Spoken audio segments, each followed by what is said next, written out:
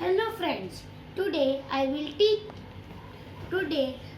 teach you how to make an envelope with newspaper.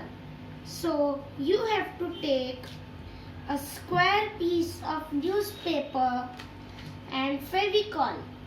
So first we have to fold it like this to make a triangle. Then fold it like this.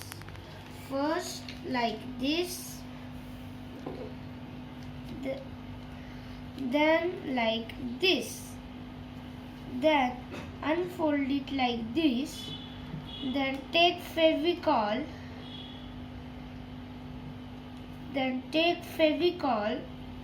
and put it on the corner of this like this, and then spread it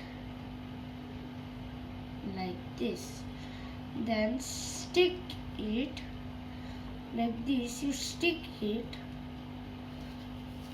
like this, then let it dry. After drying you have to do like this,